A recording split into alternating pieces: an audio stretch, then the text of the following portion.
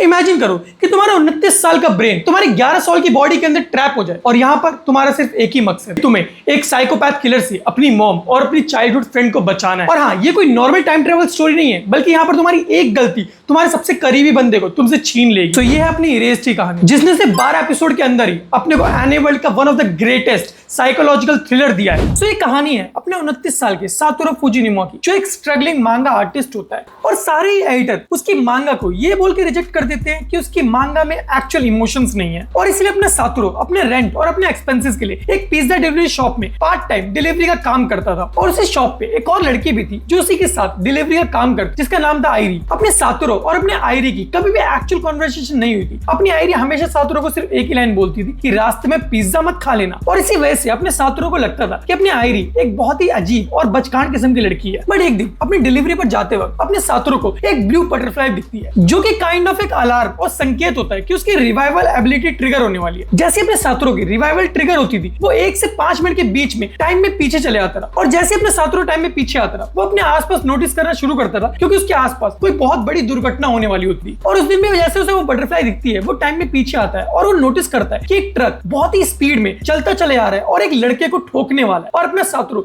जब उस ट्रक में देखता है, तो वो देखता है कि वो जो ड्राइवर है वो सो रहा है और वो उसको जगाने की कोशिश करता है। बट जब ट्रक ड्राइवर बहुत जगाने के बाद भी नहीं उठता है, तो अपना सातोरू खुद किसी तरह स्टीयरिंग व्हील तक पहुंचता है और उसको स्टीयरिंग को घुमा देता है, जिसकी वजह से वो बच्चा तो बच जाता है, बट उसका एक्सीडेंट हो जाता है। और 2 दिन बाद उसकी हॉस्पिटल में आंख खुलती है, और आंख खुलते ही उसके सामने बैठी होती है अपनी आयरी। और आयरी उसे बताती है कि एक्चुअली वो ट्रक ड्राइवर की मौत हो चुकी थी हार्ट अटैक की वजह से, जिसकी वजह से सातोरू को उठाने पर भी वो बंदा उठता नहीं। और साथ साथ वो अपने सातोरू को उसके डिलीवरी बॉस का मैसेज भी देती है कि उसके बॉस ने कहा है जब तुम पूरी तरीके से ठीक हो जाओ तभी काम पे आना, और तुम्हें कोई भी टेंशन लेने की जरूरत नहीं है अपने जॉब की, ना ही उस डैमेज स्कूटी की। और ये सुनकर अपने सातोरू के चेहरे पर एक छोटी सी स्माइल आती है। और यहाँ पर पहली बार अपने सातोरू और आयरी के बीच में एक्चुअल कॉन्वर्सेशन होती है, जहाँ पर अपना सातोरू आयरी से पूछता है कि आखिरकार वो डिलीवरी का काम करती क्यों। बट अपनी आयरी उस चीज से कुछ खास जवाब देती नहीं है, बल्कि वो उसे एक चीज बताती है कि उसको लगता है कि अगर तुम किसी चीज को चाहते हो तो उसको अगर तुम बहुत तेज से बोलोगे वो चीज जल्दी पूरी होती है। और सातोरू ये चीज सुनता है तो उसको एक लफ्ज कुछ जाने पहचाने लगता है। फिर कुछ दिन बाद अपना सातोरू जब हॉस्पिटल से डिस्चार्ज होता है, तो वो वापस अपने घर पहुंचता है, जहाँ पर वो देखता है कि उसकी मम्मी, जिसका नाम होता है साचिको, वो वहां पर आ रखी है। वैसे अपने सातोरू की मम्मी होकाइडो में रहती है, लेकिन सातोरू के एक्सीडेंट की खबर सुन के वो हॉस्पिटल आई थी और बोर होकर वो उसके फ्लैट पर उसका वेट करने लगती है। और उसी दिन रात की बात होती है जब उसकी मम्मी टीवी पर एक खबर सुनती है, जहाँ पर एक बच्ची जिसको किडनैप कर लिया गया था वो सही सलामत मिल गई थी। उसके बाद सातोरू की मॉम उससे 1988 के एक इंसिडेंट के बारे में बात करती है, जब अपना सातोरू 5th ग्रेड में था, जब उसकी क्लास के 2 बच्चों को एक सीरियल किलर ने बहुत बेरहमी से मार दिया था। और उसी दौरान अपना सातोरू एक 20 साल के लड़के के साथ खेला करता था, जिसका नाम था यूकी-सा, जिसे 6 महीने बाद पुलिस अरेस्ट कर लेती है, क्योंकि उसके ऊपर उन 2 बच्चों की मौत का इल्जाम था। और फिर एक दिन सातोरू और उसकी मॉम सुपरमार्केट से सामान लेकर निकल रहे होते हैं, तभी अपने सातोरू की रिवाइवल फिर से ट्रिगर हो जाती है। और सातोरू अपनी मॉम को ही बोलता है कि वो आसपास कुछ अजीब नोटिस करे तो वो उसे बताए। और उसकी मॉम बहुत ज्यादा शार्प डाई होती है, तभी वो नोटिस करती है एक सस्पिशियस आदमी को, जो एक छोटी सी बच्ची को फंसाकर किडनैप करने की कोशिश कर रहा होता है। बट उसकी मॉम उसको घूरती है, तो वो किडनैपर डर के मारे बच्ची को वहीं छोड़ के अपनी गाड़ी में भाग जाता है। और तभी अपने सातोरू की मॉम को तुरंत समझ में आता है कि एक्चुअली में शायद ये किडनैपर वही था जिसने 18 साल पहले उन 2 बच्चों को किडनैप करके उनकी हत्या कर दी थी। और एक्चुअली में यूकी-सा जो 20 साल के थे, जो अपने सातोरू के साथ खेलते थे, वो निर्दोष थे। और उसी वक्त घर जाते वक्त अपने सातोरू को आयरी भी मिलती है, जो उनके साथ उनके घर हो लेती है, क्योंकि उसकी मॉम ने उसको कड़ी खाने के लिए इनवाइट करा होता है। और स्टार्टिंग में अपनी आयरी तो एक्चुअली में सातोरू की मॉम को सातोरू की बड़ी बहन समझ रही होती है, क्योंकि वो इतनी यंग दिख रही होती है। और अपने आयरी के जाने के बाद अपने साचिको अपने पुराने कॉन्टेक्ट से बात करती है और 18 साल पुराने वाले उस केस के डॉट्स को कनेक्ट करना शुरू करती है। और उसको एक्चुअली पता चल जाता है कि वो कातिल कौन था, और वो यूकी नहीं। जिसके बाद अपने सातोरू की मॉम डिसाइड करती है कि जैसे ही अपना सातोरू घर पर आएगा, वो उसे भी उस केस के बारे में बताएगी और सारी चीजें एक्सप्लेन करेगी। बट अपने साचिको ने उस मर्डरर को पहचान लिया, ये चीज उस मर्डरर को भी पता चल जाती है, और अपने साचिको को वो पीछे से आके चक्कू मार देता है और अपनी साचिको वहीं मर जाती है। और सातोरू जब घर पर आता है और अपनी मॉम को इस हालत में देखता है, वो बुरी तरीके से घबरा जाता है। और उसी घबराई हुई हालत में वो अपनी मॉम को पकड़ता है, जिसकी वजह से उसके पूरे हाथ और बॉडी में खून लग जाता है। और उसी सेम टाइम पे अपनी पुलिस की भी वहां पर एंट्री हो जाती है, जिसके बाद अपनी पुलिस का सीधा शक अपने सातोरू के ऊपर जाता है, क्योंकि उसकी हालत ही ऐसी दिख रही थी। और अपने सातोरू सब कुछ वहां पर अपने अगेंस्ट जाता हुआ देख के वहां से भागने की कोशिश करता है, और उसकी वजह से उसको इतना तगड़ा शॉक लगता है कि उसकी रिवाइवल एबिलिटी ट्रिगर होती है। बट इस बार वो 1 या 5 मिनट पीछे नहीं जाता, बल्कि वो 18 साल पीछे, बोल तो 1988 में, जब वो 5th ग्रेड में था, उस टाइम पर चले आता है, जहां से एक्चुअली में इस पूरी तबाही की शुरुआत हुई थी। सातोरू की आंख खुलती है अपनी क्लास के गेट के बाहर। वो क्लास के अंदर एंटर होता है और अपनी सीट पे आकर बैठ जाता है, बट स्टिल वो समझ नहीं पा रहा होता है कि आखिरकार वो इतना पीछे कैसे आ गया, क्योंकि अभी जिस तारीख पर वो था वो थी 15 फरवरी 1988, मींस उस टाइम से 18 साल पहले। और सातोरू पे बैठे बैठे सिर्फ यही सोच रहा होता है कि आखिरकार वो इतना पीछे कैसे आ गया। जिसके बाद जैसे उसकी क्लास खत्म होती है वो हेडेक का बहाना करके अपने घर की तरफ दौड़ता है और घर के पास पहुंचता है तो उसका घर लॉक्ड हो। तभी उसे याद आता है कि एक्चुअली में उसकी मॉम तो इस वक्त जॉब पे गई होंगी। जिसके बाद वो सीक्रेट लोकेशन से चाबी निकालता है और गेट को खोलता है और वो अपने पुराने घर को देख के काफी ज्यादा खुश होता है और इसी खुशी में वो वहीं पर जमीन पर सो जाता है। और शाम को उसकी मॉम घर पर आती है और उसकी मॉम काफी ज्यादा यंग होती है, उसके लिए खाना बनाती है और वो दोनों बैठ के खा रहे हो। तभी अपने सातोरू की आंखों से आंसू निकलने लग जाते हैं और उसके आंसुओं का रीजन होता है क्योंकि उसके सामने उसकी मॉम बैठी थी जिसको कुछ ही पल पहले उसने मरते हुए देखा था। अब सातोरू सोचने लग जाता है कि आखिरकार वो टाइम में इतना पीछे क्यों आ गया। मींस पहले उसकी रिवाइवल स्किल जो एक्टिवेट होती थी वो 1 से 5 मिनट के गैप में होती थी, बट इस बार वो 18 साल पीछे आया। तो इस वक्त उसको क्या फिक्स करना है। और अगले दिन स्कूल जाते वक्त भी वो यही चीज सोच रहा हो कि शायद उसको अपनी मॉम को बचाना है जिसकी एक्चुअल कड़ी 18 साल पहले जुड़ी हुई है। और जब वो ये सब चीजें सोच ही रहा होता है कि उसके बगल से एक लड़की निकलती है जो होती है अपनी कायो। और अपनी क्लास में बैठे बैठे सातोरू कायो को ही नोटिस कर रहा होता है। तभी वो देखता है कि उस पैर पे एक चोट का निशान है, बट वो उस चीज को इग्नोर कर देता है। उसके अपने सातोरू अपने बचपन के दोस्त के साथ बैठ के मस्त गप्पे मार रहा होता है जिनका नाम होता है केन्या, हिरोमी, काजू और ओसामू। और अपने दोस्तों के साथ मस्त बातचीत कर ही रहा होता है कि तभी केन्या जो उसका दोस्त होता है वो मेंशन करता है कि क्या तू कायो हिनाजुकी को पसंद करता है, क्योंकि मैंने नोटिस करता कि पूरी क्लास के दौरान तू उसी को देखे जा रहा था। जिसके बाद उसके 4 दोस्त उसको टीज करने लग जाते हैं और उसमें से एक दोस्त तो उसकी मीटिंग तक सेट कर देता है अपनी कायो हिनाजुकी के साथ। और अपनी कायो और सातोरू फाइनली आमने सामने होते हैं, जहाँ पे अपने सातोरू से पूछता है कि क्या तुम मेरी फ्रेंड बनोगी, जहाँ पे अपनी कायो सीधा जवाब देती है कि मुझे तू फेक लगता है, ठीक मेरी तरह। और उसके कायो बोलती है कि कल मैंने देखो भगते हुए देखा था, क्या तू अपनी मॉम से इतना प्यार करता है। जिसके तुमने सातोरू बोलता है कि हाँ। और ये जवाब सुन के अपनी कायो वहां से जाने लग जाती है, बट अपने सातोरू दोबारा से पूछता है कि क्या हम फ्रेंड बन सकते हैं। जिसपे अपनी कायो रिप्लाई करती है अच्छा फ्रेंड्स, तो क्या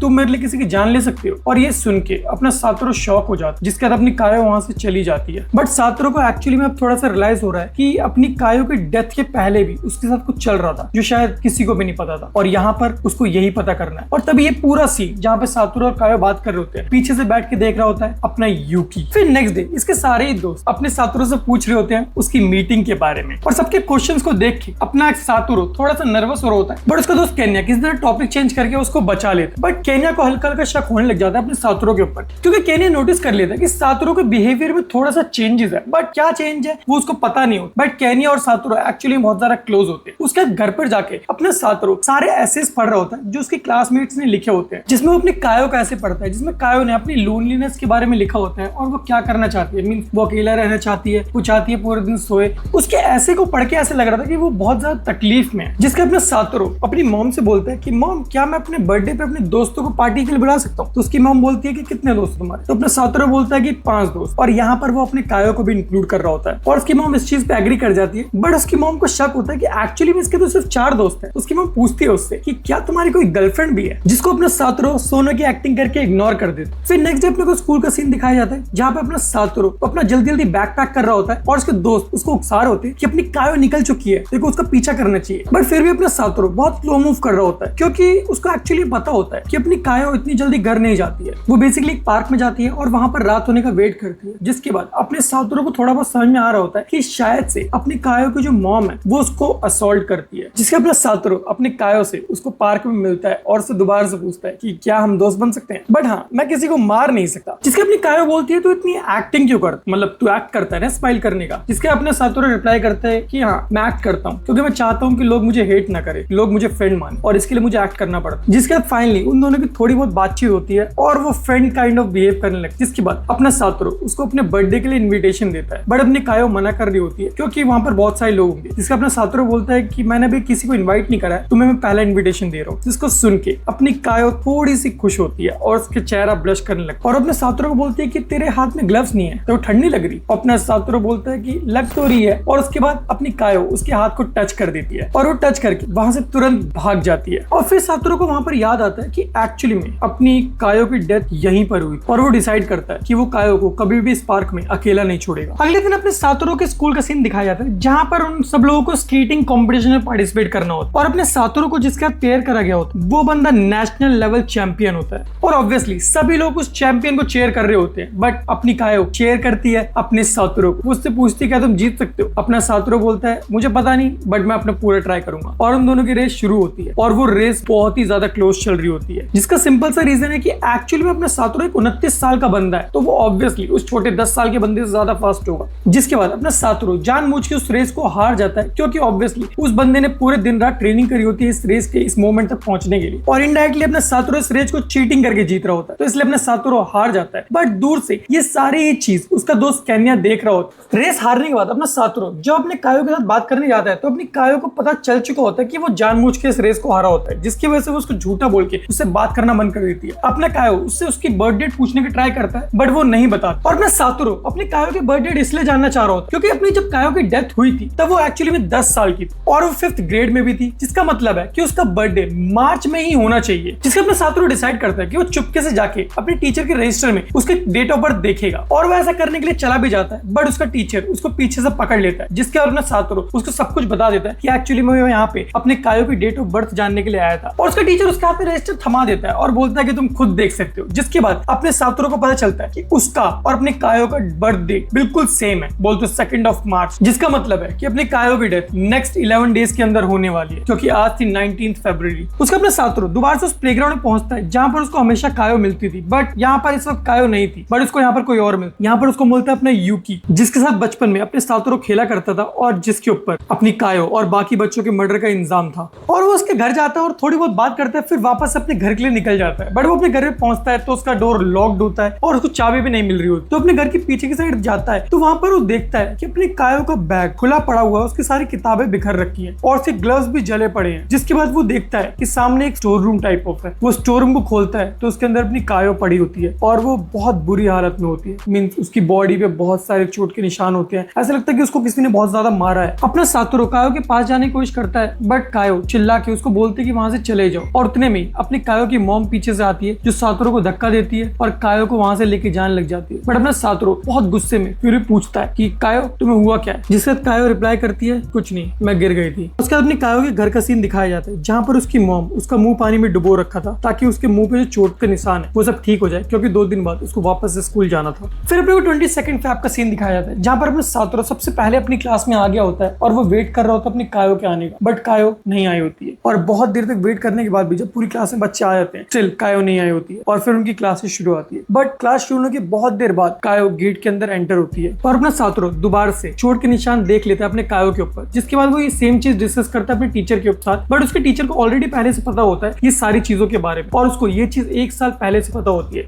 और उसके टीचर ने ऑलरेडी 3 बार चाइल्ड अब्यूज का इंटरव्यू शेड्यूल करा होता है उसके पेरेंट्स के साथ, बट हर बार जब भी वो इंटरव्यू के लिए आते थे उसकी मॉम अपनी कायो को लेकर वहां से गायब हो जाती थी, इसलिए एक बार उनका इंटरव्यू नहीं हो पाया था। बट इसके बाद भी उसके टीचर शांत नहीं बैठा था। उसके टीचर ने कुछ ना कुछ करके अपनी कायो को फाइनली उसके पेरेंट्स से अलग करने का पूरा प्लान बना लिया था, और वो इस ईयर के बाद अपने पेरेंट्स से अलग कर दी जाएगी और वो दूसरे स्टेट में चली जाएगी और उसको अपना स्कूल भी छोड़ना पड़ेगा। उसके अपने सातोरू अपनी क्लास में आता है और वो और कायो मिलके अपनी क्लास से फीस लेने लग जाती है उनके लंच की, बट सडनली वो लंच की जो फीस उन्होंने कलेक्ट करी होती पूरी क्लास वो गायब हो जाती है। और ये चीज अपना सातोरू अपने टीचर को बताता है, जिसके बाद उसके बगल में जो लड़की बैठी होती है वो सारे इंजाम थोप देती है अपने कायो के ऊपर, और वो बोलते हैं कि हम सब में कायो सबसे ज्यादा गरीब है क्योंकि वही एक लड़की है जिसने अपने लंच के पैसे नहीं दिए और मेरे ख्याल से उसी ने चोरी करे होंगे। जिसके बाद पूरी क्लास की चेकिंग होती है और एक्चुअली में अपने कायो के बैग से वो पैसे निकलते हैं, और वो बंदी अपने कायो को बहुत उल्टा सीधा बोलना शुरू करती है। जिसके बाद अपने सातोरू का पारा हाई हो जाता है और वो उसके ऊपर चिल्ला देता है कि कायो ऐसा नहीं कर सकती होती, जिसको सुन के कायो तो थोड़ी सी खुश होती है बट वो बंदी रोना शुरू कर देती है। जिसके बाद उसका टीचर इस बात को संभाल लेता है और उसके बाद अपनी कायो एक्चुअली में अपने सातोरू को बताती है कि वो बंदी इससे इतना चिढ़ती क्यों है, क्योंकि वो बचपन में इसका बहुत मजाक उड़ाती थी इसकी पेंसिल्स को लेके। जिससे कायो ने एक बार उसकी पेंसिल को खिड़की के बाहर फेंक दिया था, और एक बार क्रिसमस पार्टी के अंदर भी उसने बहुत शो ऑफ करा था और अपनी कायो को बहुत नीचे दिखाया था। जिसके बाद अपने सातोरू को एक आइडिया आता है और वो अपनी कायो से पूछता है कि चलो हम लोग क्रिसमस ट्री देखने चले। जिसे अपनी कायो बोलती है मार्च में क्रिसमस ट्री, और वो उसको स्टूपिड बोल देती है। बट अपना सातोरू फिर उसको ग्लव्स देता है जो उसने उसके लिए खरीदे थे, और उसके बाद उसको इंसिस्ट करता है चलने के लिए। जिसके बाद वो दोनों एक माउंटेन को क्लाइंब करना शुरू करते हैं और सातोरू ने अपने कायो का हाथ पकड़ रखा होता है, और वो दोनों क्लाइंब करते करते उस माउंटेन की पीक पे पहुंचते हैं जहां पर एक ट्री होता है जिसके ऊपर बहुत सारा बर्फ जम रखी होती है, और काइंड ऑफ वो नीचे से देखने में ऐसे ही लग रहा था कि वो एक क्रिसमस ट्री है क्योंकि उसके ऊपर बहुत सारे स्टार्स होते हैं। जिसके बाद अपनी कायो पहली बार स्माइल करती है। फिर अपने को नेक्स्ट जगह सीन दिखाया जाता है जहां पर अपना सातोरू अपनी मॉम से पूछ रहा होता है कि क्या मैं इस सैटरडे को अपने दोस्तों के साथ साइंस सेंटर जा सकता हूँ। तो उसकी मॉम बोलती है अच्छा दोस्तों के साथ जा रहा है क्या, फिर मुझे पैसे देने की जरूरत नहीं है। जिसके सातोरू बोलता है कि गर्लफ्रेंड के साथ जा रहा हूँ, और उसके बाद उसकी मॉम बोलती है कि ठीक है ध्यान से जाना। फिर नेक्स्ट स्कूल में वो अपने सारे दोस्तों से पूछते हैं कि क्या वो सब लोग उसके साथ साइंस सेंटर चलना पसंद करेंगे, बट उसके सारे दोस्त मना कर देते क्योंकि वो चाहते थे कि वो और कायो एक साथ टाइम स्पेंड करे। उसके बाद अपना सातोरू अपने कायो से पूछता है और अपनी कायो जाना तो चाह रही होती है, बट उसकी मॉम की वजह से वो प्रॉपर्ली हाँ नहीं कर पा रही होती है। जिसके अपना सातोरू बोलता है कि ठीक है वो उसकी मॉम से उसकी परमिशन ले लेगा। जिसके बाद स्कूल के बाद वो उसकी मॉम के पास जाता है और उनसे पूछता है कि क्या वो इस सैटरडे को अपनी कायो को उसके साथ भेजती हैं घूमने के लिए, बट उसकी मॉम मना कर देती है। और एक्चुअली में अपना सातोरू सैटरडे को अपनी कायो को बाहर इसलिए लेके जाना चाहता था क्योंकि सैटरडे संडे को उसकी मॉम डैड उसको बहुत ज्यादा मारते थे, तो इस बार ऐसा ना हो इसलिए वो उसको बाहर लेके जाना चाहता था। बट कायो की मॉम जब मना कर देती है तो अपना सातोरू फिर भी उनसे इंसिस्ट करता है कि उसे भेज दे। बट अपनी कायो की मॉम फिर कायो से पूछती है क्या तुम जाना चाहोगी, और कायो हल्की आवाज में हाँ बोल। ये चीज देख के उसकी मॉम को बहुत ज्यादा गुस्सा आता है और वो उसके ऊपर हाथ उठाने वाली होती है, बट उतने में अपने सातोरू की मॉम आके उसको रोक लेती है और वहीं पे मामला रफा दफा हो जाता है। जिसके बाद अपने सातोरू बोलते हो जाता है कि सैटरडे को तुम्हें मॉर्निंग में पिक करने आऊं। और फिर फाइनली आता है 27 फरवरी बोल तो सैटरडे, जिस दिन इन दोनों को जाना होता है अपने साइंस सेंटर। और ये और कायो बहुत मजे कर रहे होते हैं अपने साइंस सेंटर में, जहाँ पे कायो बहुत शांत शांत होती है, बट फिर भी अपने सातोरू उसकी कंपनी को बहुत ज्यादा एंजॉय कर रहा होता है और स्टिल उसी के बारे में सोच रहा होता है। पर वहाँ पे एक मोमेंट ऐसा आता है जहाँ पे अपने सातोरू को लगता है कि शायद ये पूरी चीजें एक बार रिपीट हो चुकी हैं, जिससे अपना सातोरू सोचना शुरू करता है कि क्या मैं पास्ट को दोबारा से दोहरा रहा हूँ। मींस पास्ट में जो चीजें मैंने करी थी वो सारी चीजें दोबारा से कर रहा हूँ। अगर ऐसा कर रहा हूँ तो फिर मैं कुछ भी चेंज नहीं कर पाऊंगा और एट द एंड कायो दोबारा से मर जाएगी। बट ये सब चीजें सोच ही रहा होता है कि तभी उसके फ्रेंड्स की वहां पर एंट्री होती है जो उससे फाइनली मिलने आए होते हैं साइंस सेंटर में। उसके नेक्स्ट डे सातोरू अपने कायो के क्लास में वेट कर रहा होता है और कायो की एंट्री होती है, जिसके बाद वो उसे ब्यूटीफुल बोल देता है, जिसको देख के पूरी क्लास उसके ऊपर हूटिंग और शाउटिंग करने लग जाती है। फिर उनका स्कूल खत्म होता है और अपना सातोरू कायो को उसको घर छोड़ने तक जाता है, जिसमें रास्ते में उसको उसकी मॉम मिल जाती है। बट जाते जाते सातोरू एक चीज और बोलता है, वो बोलता है कि कायो कल सुबह हम लोग स्कूल साथ चलेंगे तो मैं तुमको तुम्हारे घर पे पिक करने आऊंगा, ताकि उसकी मॉम ये सब चीज सुन ले और उसको बुली ना करे। जिसके बाद नेक्स्ट डे आ जाता है बोल तो 1 मार्च, जिस दिन एक्चुअली में अपने कायो गायब होने वाली थी और अपना सातोरू सुबह सुबह पहुंच जाता है अपने कायो के गेट के सामने उसको पिक करने के लिए। और कायो आती है, उसकी मॉम उसको छोड़ती है और कायो और सातोरू अपने स्कूल आते हैं। और स्कूल की छुट्टी में अपना सातोरू कायो को इंसिस्ट करता है कि वो दोनों साथ खेल सकते हैं क्या, जिसमें पहले तो अपनी कायो मना करती है बट बाद में वो मान जाती है और वो दोनों साथ में टाइम स्पेंड करते हैं। जिसके बाद अपना सातोरू खुद उसको उसके घर तक छोड़ने आता है और घर पे छोड़ते वक्त बहुत तेज चिल्ला के बोल कि कल वो सुबह दोबारा से उसको पिक करने आएगा, ताकि उसकी मॉम अगर अंदर तो वो सुन ले या फिर जो मर्डरर जिसने उसको एक्चुअली में किडनैप करता वो भी सुन ले अगर वो वहां पर प्रेजेंट है तो, क्योंकि यही वो दिन था जहां पर अपनी कायो गायब हुई थी। बट अपना सातोरू जब घर पर आता तो वो सो नहीं पा रहा होता क्योंकि उसको वेट होता है अगले दिन होने, और इसी वजह से वो रात को ही निकल जाता अपने कायो के घर के बाहर और 12 बजे होने का वेट कर रहा होता है। और जैसे ही 12 बजते वो वापस अपने घर पे आता है और सुबह बहुत जल्दी अपने स्कूल के लिए निकल जाता है और वो कायो के घर के बाहर बैठ के उसका वेट करता है, जहाँ पे कायो अपनी नाइट ड्रेस में आती है और उसको देख के उसको स्टूपिड बोल देती है। जिसके बाद दोनों साथ में स्कूल जाते हैं। उसके बाद स्कूल से आता वक्त भी वो लोग शॉपिंग के लिए निकल जाते हैं क्योंकि रात को अपने सातोरू का बर्थडे होता है और उसकी बर्थडे की पार्टी होती है। सातोरू के साथ साथ अपनी हिनाजुकी बोल तो कायो का ही बर्थडे होता है। जिसके बाद दोनों शॉपिंग करके जैसे ही घर में एंटर होते हैं उसके सारे दोस्त और उसकी मॉम अपने पार्टी बॉम्बर के साथ उनका स्वागत करती है और वो लोग सिर्फ अपने सातोरू को ही नहीं बल्कि अपनी कायो को भी विश करती है। इसको देख के अपना सातोरू शॉक होता है, बट फिर वो लोग बताते हैं कि एक्चुअली में उनके टीचर नहीं अपने कायो का बर्थडे आज उनको बताया है। और कायो जब ये सब चीजें देखती है तो वो रोने लग जाती है और सातोरू सॉरी बोलती है। बट अपने सातोरू पूछते हैं कि सॉरी क्यों बोल रही, तो अपनी कायो बोलती है कि वो उसके लिए गिफ्ट प्रिपेयर कर रही थी बट वो टाइम पे प्रिपेयर नहीं कर पाई। और उसके बाद तो सभी लोग पार्टी को एंजॉय करते हैं। उसके बाद सातोरू अपनी कायो को उसके घर छोड़ने आता है बिना जैकेट के और ठंड में कांपता हुआ देख अपनी कायो अपना जो मफलर होती है वो सातोरू को दे देती है। उसके बाद सातोरू उस दिन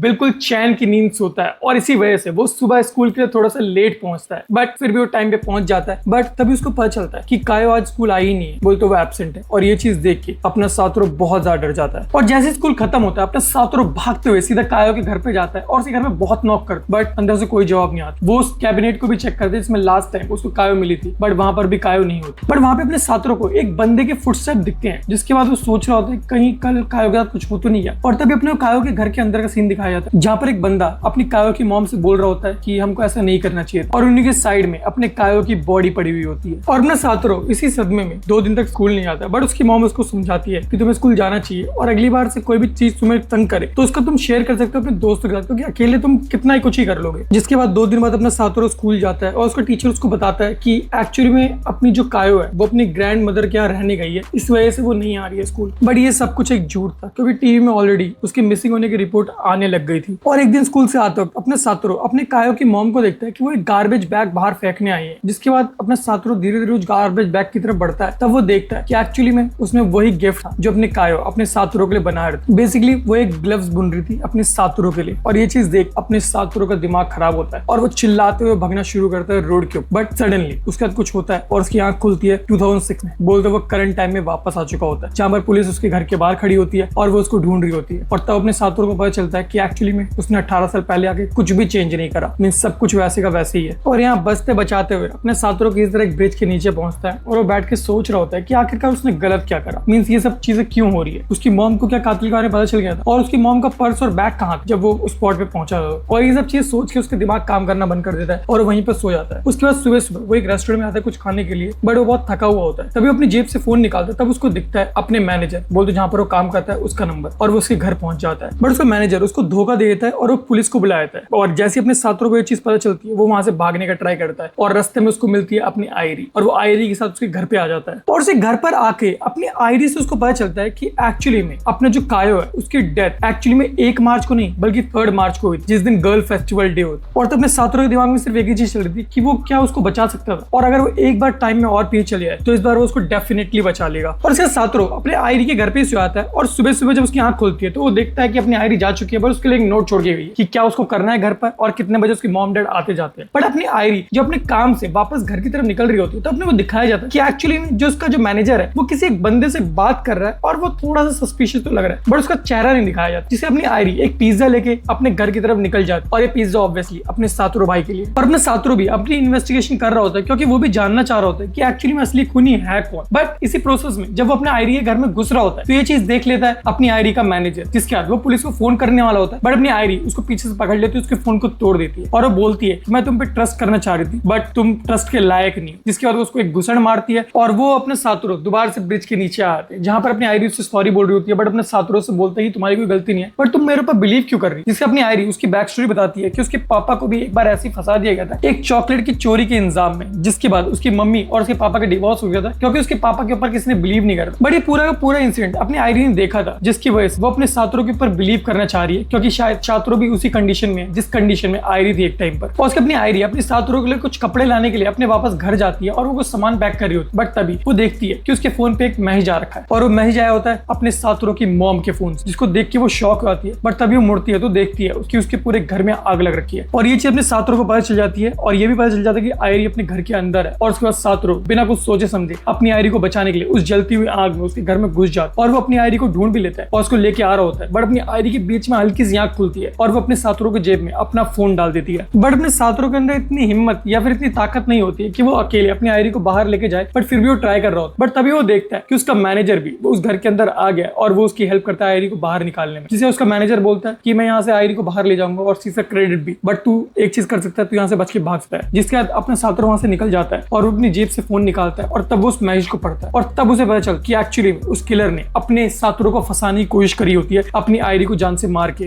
जिससे अपना सातुरो ये सब चीज जानने के लिए कॉल में आता है अपनी मॉम के पुराने एक साथी को, और उसके बाद मीटिंग सेट करता है, जहां पर वो दोनों डिस्कस करना शुरू करते हैं कि एक्चुअली में ये सब हो क्यों रहा है। जहां पे वो बंदा बताता है कि एक्चुअली में उसकी मॉम को पता चल गया था कि वो खूनी कौन है 18 साल पुराना, और वो अपने यूकी नहीं था। और उसकी मॉम उस खूनी का नाम उसको बताने ही वाली थी उनकी नेक्स्ट मीटिंग के अंदर, बट उससे पहले उसकी मॉम की डेथ हो जाती है। जिसका ये बंदा बोलता है कि सातुरो चलो हम लोग 18 साल पुराने उस इंसिडेंट की बात करते हैं कि उस रात को हुआ क्या था। जहाँ पे वो बताता है कि कायो को 2 तारीख की रात को बहुत ज्यादा पीटा गया था, और उसके बाद उसकी मॉम के बॉयफ्रेंड ने उसको शेड के अंदर छोड़ दिया था, और ठंड की वजह से 11 से 12 बजे के बीच अपने कायो की डेथ हो गई थी। बट जब वो लोग 12:30 बजे उस शेड को चेक करने आते हैं तो देखते हैं कि कायो की बॉडी वहां पर नहीं है, वहां पर एक फुटस्टेप, और जब उस फुटस्टेप को आइडेंटिफाई करे आता है तो वो यूकी के फुटस्टेप निकलते हैं। उसके अपनी आयरी का हॉस्पिटल का सीन दिखाया था, जहां पे उसको होश आता है और वो थोड़ा सा बाहर निकलती है। तब वो सुनती है कि पुलिस अपने सातुरो को ढूंढ रही है, सिर्फ उसकी मॉम के मर्डर के इल्जाम में नहीं, बल्कि उसने आयरी को जलाने की कोशिश की इस इल्जाम में भी। और यहाँ पर ये सारी चीजें अपने सातुरो उसकी मॉम के फ्रेंड को बताता है, और तब अपने सातुरो को ये भी लगता है कि एक्चुअली में वो बंदा अपनी आयरी को बहुत पहले से ही मारना चाह रहा होगा अपने सातुरो को फंसाने के लिए, और शायद से उसने ये सबसे बहुत पहले प्लान करी होगी कि अपनी आयरी के घर जाने का टाइम क्या है, उसकी शिफ्ट क्या क्या है, और इस रीजन के लिए वो शायद आयरी से मिला भी हुआ 1-2 बार। जिससे तो बंदा अपनी आयरी से मिलने के लिए हॉस्पिटल के लिए निकल जाता है और अपने सातुरो को बताता है कि 18 साल पुराना जो केस था उसकी पूरी फाइल्स इस पीसी के अंदर तुम देख सकते हो। जिसके बाद अपना सातुरो उसके ऊपर रिसर्च करना शुरू करता है, और सारे ही जिन बंदों के ऊपर शक था उस टाइम उन सभी की रिपोर्ट्स को पढ़ता है। और तभी यहाँ पर ये बंदा हॉस्पिटल पहुंच जाता है, किसी तरह वो आयरी के रूम में भी घुस जाता है और आयरी से बात करने का ट्राई करता है। बट उसको पता चलता है कि एक्चुअली वहां पर आयरी नहीं, उसकी मॉम प्रेजेंट होती है, जहाँ पर उसकी मॉम उसकी मदद कर रही होती है ताकि अपनी आयरी किसी तरीके से अपने सातुरो से मिल सके। जिसके अपनी आयरी वहां से निकलने के बाद कॉल करती है अपने सातुरो को, और अपने सातुरो को मिलने के लिए बुलाती है उनकी यूजुअल स्पॉट पे। और फाइनली अपना सातोरू उस ब्रिज के नीचे दोबारा से पहुंच जाता है और वो अपने आयरी का वेट कर रहा होता है, बट बहुत देर वेट करने के बाद भी अपनी आयरी नहीं आती। और जब वो वहां से जाने लग जाता है तब फाइनली उसको आयरी सामने से आती हुई दिखती है, जिसके वो दोनों वहां पे बैठ के बात करते हैं और अपने सातोरू से पूछते हैं कि क्या तुमने किसी को भी नोटिस करा है, मींस कोई अनयूजुअल बंदा। तब वो एक बंदे का नाम लेती है जिसका नाम होता है निशिदियो, जिसको बोलती है कि वो उसके शॉप पे बहुत बार आ चुका है और मैनेजर से भी अकेले बैठ के बात करता है। तो अपना सातोरू अपना दिमाग घुमाने की कोशिश करता है और ट्राई करता है याद करने की ऐसा कोई सस्पेक्ट था, बट उसको याद नहीं आता है। बट वो दोनों बातें कर ही रहे होते हैं कि तभी वहां पर पुलिस और सीबीआई आती है और अपने सातोरू को गिरफ्तार कर लेती है। और ये चीज देख के अपनी आयरी बहुत ज्यादा अपसेट होती है और रोना शुरू कर देती है, क्योंकि उसको लगता है कि पुलिस ने उसको फॉलो करा और यहाँ तक आ गई और इसी वजह से अपने सातोरू पकड़ा गया, जिसका उसको बहुत सॉरी बोलती है और चिल्ला रही होती है, रो रही होती है। बट अपना सातोरू फिर उससे एक बहुत सेक्सी लाइन बोलता है कि कोई बात नहीं, मतलब तुमने मेरे ऊपर बिलीव करा, वही बहुत बड़ी चीज है। और उसको थैंक यू बोल के वो पुलिस के साथ जाना शुरू कर देता है। बट तभी उसकी राइट में नजर जाती है एक बंदा जो छाता उड़ के खड़ा था, और तभी अपने सातोरू को उस चेहरे को देख के कुछ याद आना शुरू होता है और दोबारा उसकी रिवाइवल एबिलिटी ट्रिगर हो जाती है, जिसके अपना सातोरू फाइनली एक लास्ट टाइम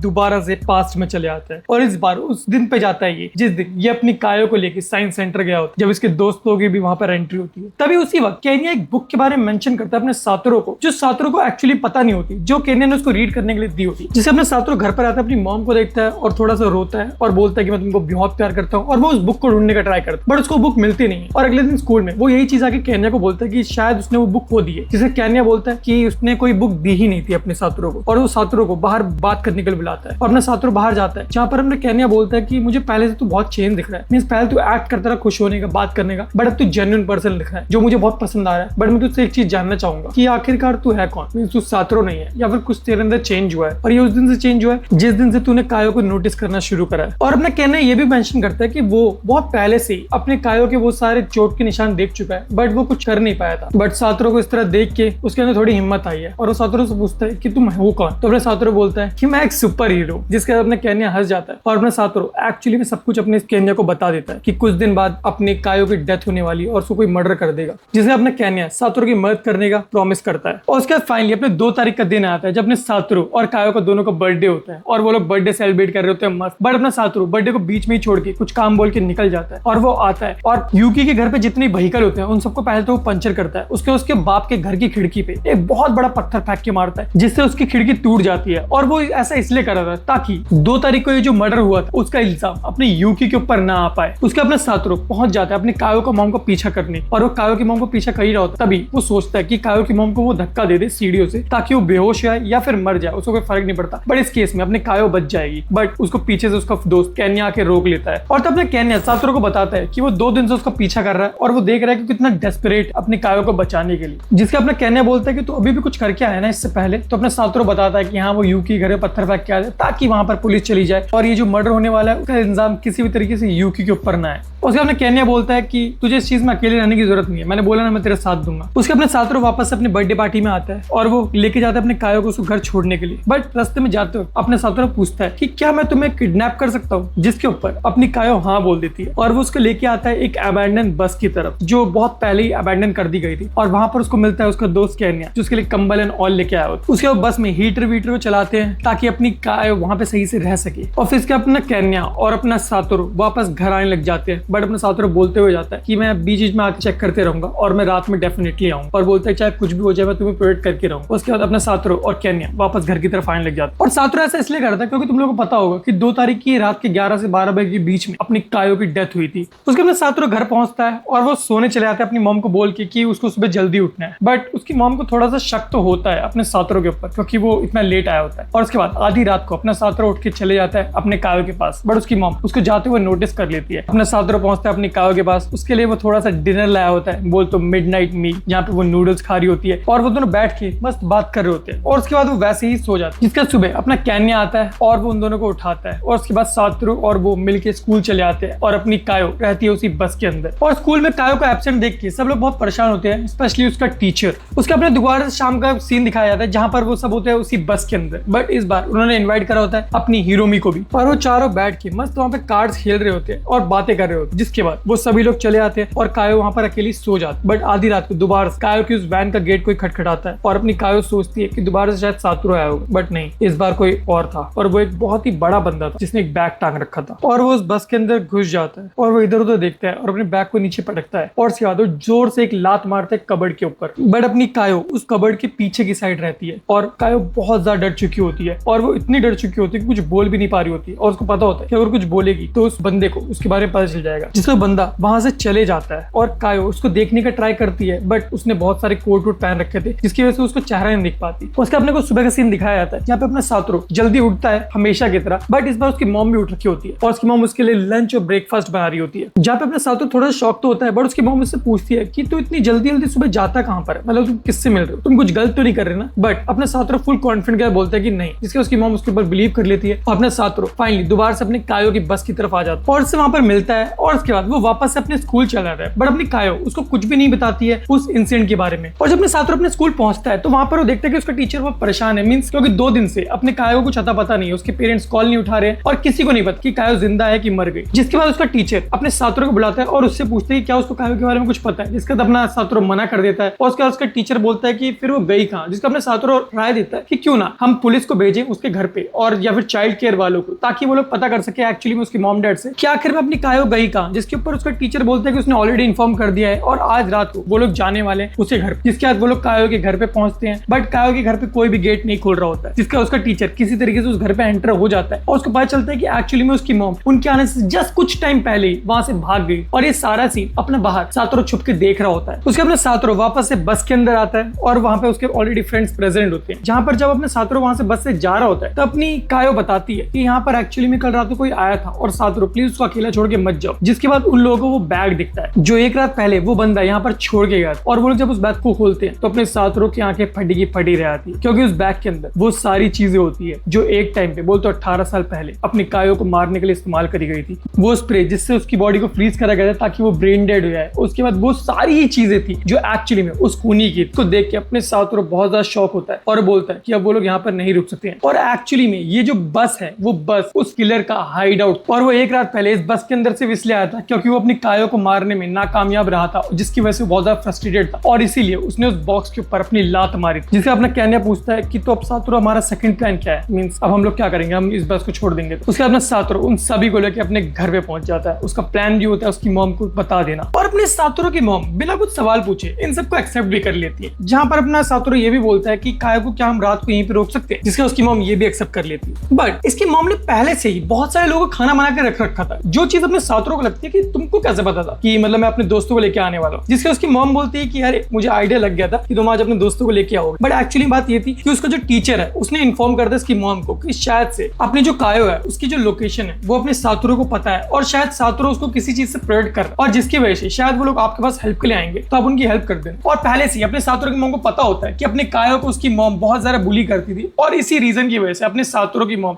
उन दोनों को एक्सेप्ट कर लेती है। और उसके बाद सातोरू की मॉम अपने कायो को लेके जाती है बाथरूम में, उसको नहलाती है, धुलाती है, उसका हेड वॉश करती है और ये सब चीजें देख के और फील करके अपनी कायो बहुत ज्यादा खुश होती है, क्योंकि उसने लाइफ में आज तक इतना प्यार कभी महसूस ही नहीं करता। और क्या आता है इनके सोने का टाइम, जहाँ अपने कायो लेफ्ट में सोती है, राइट में सोता है अपना सातोरू और बीच में सोती है उनकी मॉम, जहाँ पर इन दोनों की आंखें बंद ही नहीं हो रही होती है और वो एक दूसरे को देखना चाह रहे होते, जिसकी वजह से उसकी मॉम बोलती है कि क्या मैं बीच में आ रही हूँ। अपनी कायो तो मना कर देती है बट अपना सातोरू के मुंह से हाँ निकल जाता है, जिसका सातोरू की मॉम उसको मजाक में भरती है और फिर वो तीनों लोग सो जाते हैं। और जब सुबह उन दोनों की आंख खुलती है तो अपनी कायो जाती है और डाइनिंग टेबल पे देखती है कि उसके लिए एक्चुअल ब्रेकफास्ट रखा हुआ है। तब उसको अपनी पुरानी मेमोरीज याद आती है, जहाँ पे उसकी मॉम उसको कभी ब्रेड दे देती थी सूखी, कभी उसको कुछ पैसे दे देती थी बाहर से खाने के लिए, बट यहाँ पर उसके सामने एक्चुअल ब्रेकफास्ट रखा है और वो भी इतना सारा, जिसको देख के वो अपने आंसू रोक ही नहीं पाती और वो बहुत ज्यादा रोने लग जाती है। और फिर अपने को दिखाया जाता है कि यहाँ पर अपने कायो की जो मॉम होती है वो बहुत ज्यादा गुस्से में होती है और वो कायो का सामान इधर उधर फेंकना शुरू कर देती है। बट तभी की बेल बजती है और वो गेट खोलती है तो उसके सामने कायो खड़ी होती है और वो उससे इतना ज्यादा गुस्सा होती है कि वो उसको चाटा मारने ही वाली होती है। बट तभी वो देखती है कि उस कायो के पीछे अपने सातोरू और उसकी मॉम भी है, जिसके बाद उसका गुस्सा 7वें आसमान में पहुंच जाता है और वो बोलती है कि तो तुम लोगों ने मेरी बेटी को 3 दिन से किडनैप कर रखा था। जहाँ पे सातोरू की मॉम रिप्लाई करती है कि किडनैप कर रखा था, ठीक है, तो तुमने 3 दिन में ढूंढने की कोशिश करी, तो पुलिस कंप्लेन कुछ। जिसके बाद वो और ज्यादा गुस्सा आती है और उसके बगल में एक डंडा पड़ा होता है जिसको उठा के वो मारती है सातोरू की मॉम के ऊपर और सातोरू की मॉम से डॉच कर देती है, बट फिर भी उनके माथे वो लग जाता है और वहां से हल्का सा खून निकलने लग जाता है। बट ये सारी चीज बगल में खड़े हो गए चाइल्ड अब्यूज वाले वो 2 ऑफिसर देख रहे होते हैं और उनके साथ होता है अपने सातोरू का क्लास टीचर। बोल तो अपने सातोरू के क्लास टीचर ने अपने सातोरू की मॉम के साथ मिलकर ये पूरा प्लान कर रहा और यहाँ पर कायो की मॉम पूरे रंगे हाथों पकड़ी जाती है। बट कायो की मॉम अभी हार नहीं मान और वो कायो को लेके पुलिस स्टेशन लेके जाने लग जाती है ताकि वो वहां पे कंप्लेन लिखा सके। बट तभी अपने सातोरू को जो टीचर होता है उसने उसने एक और चीज प्लान कर रखी थी। वो वहां पर लेके आ जाता है अपने कायो की मॉम को, बोल तो कायो की ग्रैंड मदर को, और वहां पर आके उसकी ग्रैंड मदर अपने कायो की मॉम से माफी मांगने लग जाती है कि मुझे पता है मैंने तेरा उस टाइम पे साथ नहीं दिया था जब तेरे को सबसे ज्यादा जरूरत थी, जब तेरे पति तेरे को बुली करता था। और अपने को दिखाया जाता है कि उसी इंसिडेंट के बाद से अपने कायो की मॉम ऐसी बन गई थी और वो अपने कायो को इतना मारती थी, जिसके बाद अपने कायो की मॉम भी बहुत ज्यादा रोने लग जाती है, उनको बहुत रिग्रेट हो रहा होता है। बट अब अपने कायो की कस्टडी चली आती है अपनी कायो की ग्रैंड मदर के पास, और फाइनली अपनी कायो हमेशा हमेशा के लिए अपनी ग्रैंड मदर के साथ वहां से चली जाती है। और अगले दिन स्कूल में सातोरू की हालत बिल्कुल ठीक नहीं होती, क्योंकि वो कायो को बहुत ज्यादा मिस कर रहा होता है।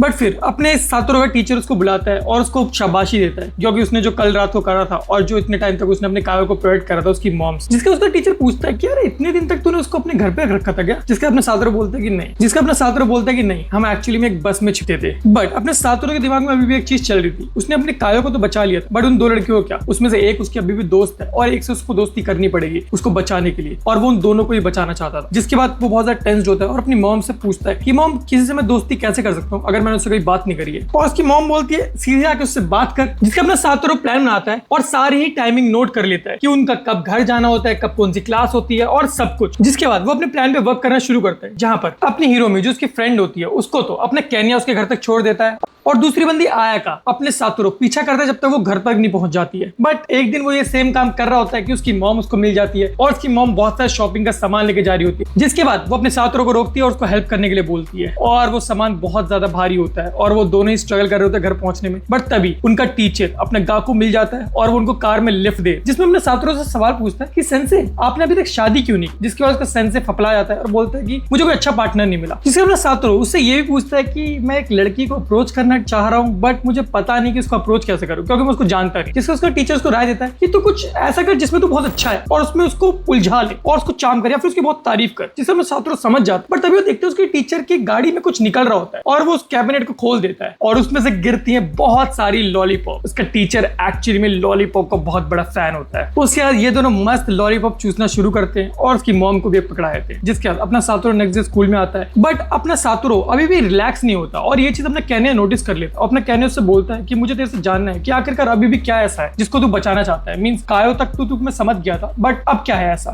बट अपना सातोरू उसको कुछ बताता नहीं है, बट वो बोलता है कि हाँ मुझे तेरी हेल्प चाहिए, और अपना केन उसकी हेल्प करने के लिए रेडी हुआ। फिर वो तीनों लोग मिलके दोबारा से पहुंचते हैं उसी बस के पास जहां पर लास्ट टाइम अपनी कायो के साथ वो लोग रुके थे, और उस बस के फुटस्टेप को देखना शुरू करते हैं। उसके बाद उस बस के अंदर एंटर होता है जहां पर अपना सातोरू अपने केन्या को बताता है कि एक्चुअली मुझे उसकी मॉम से उसको नहीं बचाना, बल्कि एक किलर था जो उन लोगों को मारना चाह रहा था और वो ऐसे और बच्चों को मारना चाह रहा, जिससे मुझे अपने कायो को बचाना था। और वो एक्चुअली में जो सामान वहां पर उस दिन हम लोगों ने देखा था वो उस किलर का ही था, और मैं ये चीज पहचानता हूँ। अपना केन्या चीजें समझ नहीं पा रहा होता क्योंकि उसको लग रहा होता है कि एक्चुअली में हमको उसकी मॉम से उसको बचाना है, बट ये किलर वाला पूरा कॉन्सेप्ट उसके दिमाग के बाहर था। बट फिर भी वो सातोरू का साथ देने के लिए अभी भी तैयार होता है। नेक्स्ट स्कूल के बाद अपना सातोरू अपने केन्या और हिरोमी से पूछता है कहीं चलने के लिए, और उसके दो दोस्त भी इंसिस्ट करते हैं उनका चलने के लिए, बट वो लोग बोलते हैं कि उनको कहीं और जाना है और उनको मना कर देते हैं। बट वो दोनों दोस्त इनका पीछा करने का डिसाइड करते हैं, और तभी हम लोग देखते हैं कि वो तीनों जाके मिल रहे होते हैं अपनी आया से और उससे दोस्ती करने के ट्राई कर रहे होते हैं, बट अपनी आया उनको इग्नोर करके वहां से जा रही होती है। तभी अपने काजू वहां पर पहुंचता है और उस लड़की से बोलता है कि अगर तेरे को इतना ही बेकार लगता है हमारा सीक्रेट स्पॉट, तो वहां पर कभी आके देख, तेरे पॉइंट ऑफ व्यू बदल जाएगा। जिसके बाद नेक्स्ट डे वो बंदी वहां पर पहुंचती है और वो लोग भी इसके साथ एंजॉय करती है। जिसके बाद वो और काजू एक दूसरे को पसंद करने लगते हैं और अपने काजू उसका ध्यान रखने लग जाता है। जिसके बाद अपने सातोरू की एक टेंशन बोल तो अपनी आया की टेंशन उससे दूर हो जाती है। अब उसको सिर्फ ध्यान रखना था अपनी हिरोमी का, और उसके बाद अपने सातोरू की लाइफ थोड़ी सी कूल होने लग जाती है, थोड़ी सी चिल चलने लग जाती है, क्योंकि उन दो लड़कियों को वो ध्यान रख रहा होता है। अब उसको कोई टेंशन नहीं होती। बट तभी उसके दिमाग में क्लिक होता है कि अगर वो मर्डरर इन दो लड़कियों बोलते इन तीनों को नहीं मार पाया तो एक्चुअली में उसको अपने टारगेट चेंज करना पड़ेगा। तो अब उसका टारगेट कौन होगी? तो उसका टारगेट मोस्ट प्रोबेबली वो लड़की होगी जो अपने टाइम पे सबसे अकेली रहती होगी। और अब जो लड़की अकेली रह गई थी वो थी अपनी मिसाटो, जिसने अपनी कायो के ऊपर इल्जाम लगाया था पैसे चोरी करने का। तो अपने सातोरू ट्राई करता है कि वो अपनी मिसाटो के साथ दोस्ती करे, दोबारा से अपनी दोस्ती को अच्छा करे और उसका ध्यान रखना शुरू करे, और इसी प्रोसेस में वो उसका पीछा करना शुरू करता है। बट तभी वो देखता है कि वो बंदी बस में बैठ के कहीं जा रही होती है और अपनी हिरोमी से पूछता है कि आखिरकार ये गई कहां। तब अपनी हिरोमी उसे बताती है कि वो लोग आइस हॉकी टूर्नामेंट देखने गए हैं। जिसके अपने सातोरू उसका पीछा करते हो वो भी उसी टूर्नामेंट की जगह पे पहुंच जाता है और वो देखता है कि अपनी मिसाटो वहां पर अकेली बैठी है और उसका टीचर भी है जो अपने स्टूडेंट्स को चेयर करने के लिए आया हो। तभी अपनी मिसाटो उठ के अपने वॉशरूम में जाती है और अपने सातोरू उसका पीछा करते उसके वॉशरूम के बाहर उसका वेट करने लग जाता है। बट जब बहुत देर तक वो नहीं आती है तो उसके वॉशरूम के अंदर झांकने का ट्राई करता है, बट तभी उसके टीचर की एंट्री वहां पर होती है जो उसको देख के थोड़ा सा शॉक तो होता है। और तभी अपने सातोरू अपने टीचर को बताता है कि क्या आपने मिसातो को देखा। तभी उसके टीचर बोलता है कि हाँ, वो अभी अपने पापा के साथ निकल गई यहाँ से। जिसके बाद अपना सातोरू ट्राई करता है अपने मिसातो को पीछा करने के लिए, जिसमें वो अपने टीचर की हेल्प मांगता है उनकी गाड़ी से। और उसका टीचर अपनी गाड़ी निकालता है और वो लोग मिसातो की गाड़ी का पीछा करना शुरू करते हैं। और दोनों पीछा करते करते आपस में बात भी कर रहे होते हैं। तभी अपना सातोरू सोचता है कि क्यों ना एक लॉलीपॉप खा ली जाए। बट इस बार वहां पर कोई लॉलीपॉप्स नहीं थी, बल्कि वहां पर एक मेडिसिन रखी हुई थी। जिसके बाद अपना सातोरू पूछता है, तब उसको पता चलता है कि एक्चुअली में उसके टीचर का ये पूरा प्लान था। बेसिकली उसका टीचर ही वो मर्डर था जिसको वो इतने टाइम से ढूंढ रहा था, जिसने फ्यूचर में उसकी मॉम को मारा था और यहाँ पर कायो और साथ में उन दोनों लड़कियों को मारने वाला था। और किसी तरीके से अपने सातोरू ने उसके प्लान को चौपट कर दिया था। तो उसके टीचर को शक होता है कि सातोरू आखिरकार ये सब चीजें कर कैसे ले रहा है, मींस वो हर प्लान में उसको चौपट कैसे कर दे रहा है। इसके बाद उसने पूरा प्लान सेट करा था अपने मिसातो वाला, जहाँ पे उसने हिरोमी को बताया था कि मिसातो यहाँ पर आइस हॉकी का मैच देखने आई है और यहाँ पर वो उसका पीछे करते हुए। और अब अपने सातोरू और उसका टीचर अकेले बैठे होते कार के अंदर। उसका टीचर उससे पूछता है कि मुझे पता नहीं कि तुमने कैसे प्रेडिक्ट करा कि मैं क्या करने वाला हूँ, बट मैं बहुत इंप्रेस था। और यहाँ पर हमारी जर्नी खत्म होती है। और उसका टीचर याशिरो अपनी कार में अपने सातोरू को बंद करता है और उस कार को नदी में फेंक देता है। बट अपना सातोरू पानी में डूबते हुए तो भी याशिरो को बोलता है कि मैं तुम्हें छोड़ूंगा नहीं और मुझे तुम्हारा फ्यूचर पूरा पता है। और ये बोलते हुए अपना सातोरू पानी में डूब जाता है कार समेत। फिर अपने को 15 साल बाद का सीन दिखाया जाता है अपने सातोरू की मॉम, जहाँ पर वो अपना पार्ट टाइम जॉब कर रही होती है और अपने सातोरू का ख्याल रख रही होती है, जो कोमा में था 15 साल से। और फाइनली वो अपनी आंख खोलता है और ये चीज देख के उसकी मॉम बहुत खुश होती है। और डॉक्टर्स उसे बताते हैं कि लास्ट 15 साल से सातोरू की मॉम उसको 4 घंटे एक्सरसाइज करवाती थी और उसका बहुत ज्यादा ध्यान रखती थी। 15 साल तक उन्होंने ये चीज रोज डेली हर दिन करी है। और शायद यही मेन रीजन था कि सातोरू अपना जाग पाया और डॉक्टर इसको एक मिरेकल मान रहे हैं। फिर अपने को दिखाया था कि सातोरू अभी व्हील चेयर पे है। उसके दोस्त केन्या और हिरोमी उससे मिलने आए हैं, जो कि एक केन्या अपना लॉयर बन चुका है और हिरोमी अपना डॉक्टर बन चुकी है। और ये लोग उससे खूब बात करते हैं, बट कोई भी उस इंसिडेंट के बारे में या फिर उस टाइम के बारे में बात नहीं करते, क्योंकि अपने सातोरू की मॉम ने स्ट्रिक्टली लोगों को मना कर रखा होता है। फिर अपनी एंट्री होती है अपनी कायो की, जिसके हाथ में एक बेबी होता है। यस, वो मैरिड है और उसका एक बेबी भी हो चुका है। और उसका हस्बैंड है अपनी हिरोमी सुगीता। एक्चुअली में हिरोमी शुरू से ही एक लड़का थी। उसके बाद अपने सातोरू डॉक्टर से रिक्वेस्ट करता है कि उसको जल्दी से चलना शुरू करना है और कुछ भी करके उसको बाहर घूमना है, और इसलिए वो उसका रिहैब का जो टाइम है वो दुगना कर दे। और उसे रिहैब के टाइम पे उसको एक लड़की मिलती है जिसकी कुछ टाइम बाद बोन मैरो सर्जरी होने वाली थी, जिसको उसकी बहन बोन मैरो देने वाली थी। और वो दोनों मस्त बात ही कर रहे होते हैं कि दूर से वो देखते हैं कि कुछ बंदे उनकी फोटोज ले रहे हैं। तभी एक बंदा उनको रोकता है और उनकी रील को तोड़ देता है। जिसके बाद वो बंदा अपने सातोरू के पास आता है और उससे बात करने का ट्राई करता है। और ये बंदा और कोई नहीं, ये अपना उसका होम रूम टीचर, बोलते उसका क्लास टीचर है, याशिरो। बट जैसे तुम लोगों को पता है कि अपना सातोरू की मेमोरीज पूरी तरीके से जा रखी है, तो उसको कुछ भी याद नहीं है। और ये भी नहीं याद कि एक्चुअली में याशिरो, जो बंदा उसके सामने खड़ा है, उसी ने उसकी ये हालत करी थी। उसके उन दोनों की बात होती है और वो लोग हॉस्पिटल में रेगुलरली मिलना भी शुरू कर देते हैं। और फिर एक दिन अपना सातोरू अपनी कुमी से मिलने जा रहा था, जिसकी 2 दिन बाद बोन मैरो की सर्जरी होने वाली थी और आज उसका लास्ट डे था मिलने का। बट रास्ते में अपना याशिरो उसको रोक देता है और बोलता है कि कुमी अभी सो रखी है, वो जस्ट अभी उसके रूम से आया है। और वो यही बोलता है कि मेरे को एक्चुअली में सातोरू तेरे से कुछ बात करनी है, तो हम लोग कहीं अकेले में चले। और वो उसको व्हील चेयर पर लेके जाना शुरू करता है। और फिर वो दोनों फाइनली छत पर पहुंचते हैं, जहां पर अपना सातोरू रिवील करता है कि एक्चुअली में उसकी मेमोरी आ चुकी है। और फिर अपने को पास दिखाया जाता है, जहां पर अपने को बताया जाता है कि एक्चुअली में अपने सातोरू की मेमोरी कहीं गई ही नहीं थी और उसने अपने केन्या और हिरोमी को ये चीज ऑलरेडी बता दी थी उनकी पहली मुलाकात में। और उसकी मॉम को भी इवन ये चीज पता थी कि उसकी मेमोरी कहीं पर भी नहीं गई है। और वो अभी तक ये पूरी चीजें प्लान कर रहा था कि कैसे वो याशिरो को पकड़ेगा। और याशिरो को जैसे ये चीज पता चलती है वो हंसने लग जाता, क्योंकि उसका भी प्लान था अपने सातोरू को मारने का। बेसिकली वो अपने सातोरू को छत पर इसलिए लेके आया था क्योंकि उसने कुमी की जो ड्रॉप थी उसके अंदर पॉइजन मिला दिया था और उस पर लास्ट फिंगरप्रिंट से अपने सातोरू के। और छत पर से वो अपने सातोरू को धक्का देने वाला था नीचे, और उसने ऑलरेडी एक मैसेज छोड़ दिया था अपनी कुमी के मोबाइल पर कि वो उससे माफी मांगना चाहता है, ताकि ये पूरी चीज एज अ सुसाइड लगे कि उसने कुमी को मार दिया इसी वजह से, और डर की वजह से वो सुसाइड कर रहा है। बट अपना सातोरू ये सारी चीज सुन के हंसने लग जाता है और वो बोलता है कि अगर आप मुझे मारना चाह रहे होते तो आप मुझे 15 साल में ही मार चुके होते, क्योंकि आपको बहुत मौके मिले होते। आप मुझे नहीं मार सकते क्योंकि आपकी लाइफ का जो थ्रिल है वो एक्चुअली मैं ही हूँ, और आप इसीलिए 15 साल से वेट कर रहे थे कि मैं कब होश में आऊंगा और हम लोग ये गेम दोबारा से कंटिन्यू कर पाएंगे। और अपना सातोरू उसको सब कुछ बताना शुरू करता है कि 1988 में मैंने तुमको हरा दिया, तुम एक भी बच्चे को नहीं मार पाए, और इन फ्यूचर में जो तुम मेरी मॉम को मारते हो वो चीज भी मैंने होने से प्रोटेक्ट कर ली है। और ये चीज सुन के अपना योशिरो बिल्कुल शॉक हो जाता कि आखिरकार इसको इतना फ्यूचर का चीजें कैसे पता है। और सातोरू ये चीज प्रूव करने के लिए कि उसको फ्यूचर पता है, वो अपनी व्हीलचेयर को खुद ही रोल करना शुरू करता है और छत से सुसाइड करने का नाटक करता है। बट अपना याशिरो पैनिक करके उसे रोक लेता है, क्योंकि याशिरो उसको मरने नहीं दे सकता था, क्योंकि जैसे मैंने तुम्हें बताया कि उसकी लाइफ का एक्चुअल थ्रिल अपना सातोरू से मिलता था। बट फिर भी अपना सातोरू नीचे गिर जाता है और रोते हुए अपना याशिरो भी सुसाइड करने का ट्राई करता है। बट जब वो नीचे देखता है तो वो देखता है कि अपना सातोरू एक ट्रैम्पोलिन के ऊपर गिरा होता है, उसके आसपास उसके सारे दोस्त, उसकी मॉम भी होती है, और एट द एंड अपना याशिरो हार मान लेता है पूरी तरीके से अपने सातोरू के सामने, और अपने याशिरो को पुलिस पकड़ के ले जाती है। फिर अपने को कुछ साल बाद का टाइम दिखाया जाता है जहां पर अपने को पता चलता है कि अपना सातोरू एक बहुत बड़ा मांगा आर्टिस्ट बन चुका है, और फाइनली उसका खुद का एनिमे भी आने वाला है, और यहाँ पर ये स्टोरी एंड होती है। बट अगर तुम लोगों ने पूरी वीडियो देखी है तो तुम्हारे दिमाग में एक सवाल तो आ रहा होगा कि क्या बाद में अपना सातोरू कभी आयरी से नहीं मिला, जिसने उसकी इतनी हेल्प करी थी, जो एक लौती लड़की थी जो उसके ऊपर बिलीव कर रही थी कि उसने अपनी मॉम को नहीं मारा। तो अपना सातोरू से मिलता है उसी ब्रिज के नीचे जब अपनी आयरी अपनी फोटोज ले रही होती है। तो अगर तुम लोगों को ये इरेज की कहानी पसंद आई हो और तुम लोग मुझसे ऐसी और वीडियो एक्सपेक्ट कर रहे हो तो मुझे कमेंट में बता देना, क्योंकि मैं ऐसे छोटे छोटे एनिमे तुम लोगों को लाते रहूंगा और उनकी स्टोरी को तुम लोगों को बहुत अच्छे वे में डिलीवर करूंगा। ये पहली वीडियो थी, अगर कुछ गलती हो तो माफ कर देना। भाई कमेंट से बता सकते हो कि इसमें और क्या इंप्रूव कर सकता हूं।